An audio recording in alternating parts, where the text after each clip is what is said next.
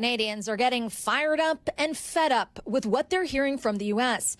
Talk of war on social media. America doesn't know the same thing that Canada is hearing. Did you vote to go to war, like actual war with Canada? You've been a real star-spangled pain in my ass, but at least you're bringing Canadians together. After President Trump confirms he's not messing around.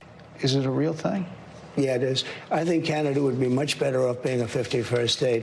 Canada's Prime Minister Trudeau isn't laughing off the 51st state talk, taking it far more seriously when he thinks the cameras are off, caught on a hot mic.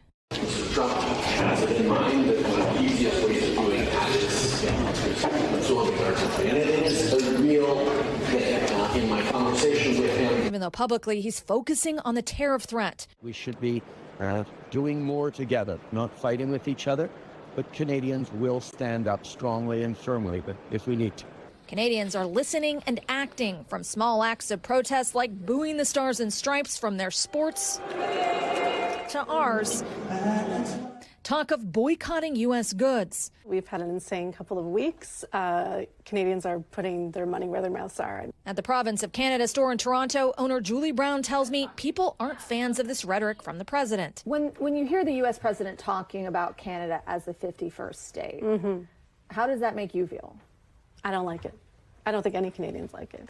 I think we're very happy in Canada. We're very happy with how things are run here, and we have no interest in that. Potentially even a political impact, because while there's no specific numbers testing how Canadians feel about the U.S. right now, polls suggest a shift after the unpopular Trudeau's announcement. I intend to resign as party leader, as Prime Minister, after the party selects its next leader. And Trump's inauguration, swinging away from the rival Conservative Party back to the Liberals over the last month, ahead of October's election. Because even as the president's top advisors try to bring down the temperature to our own Kristen Welker, is he planning to annex part Canada? Of his policy. Well, I don't think there's any plans to invade Canada, if that's what you're talking about. Up north, the fear is real and just heating up. Aaron McLaughlin is joining us now. We just saw you in that trip to Toronto, Aaron, and I wonder what you're hearing from experts on the political ramifications of some of what is now a new tension between the U.S. and Canada.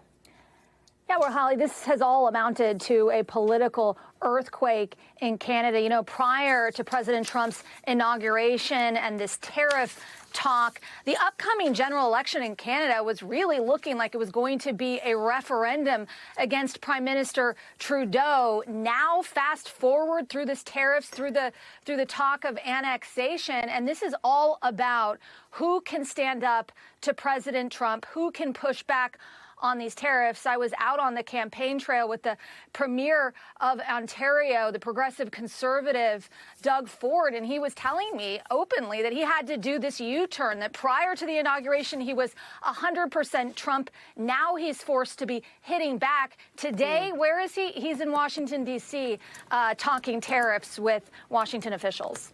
Thanks for watching. Stay updated about breaking news and top stories on the NBC News app or follow us on social media.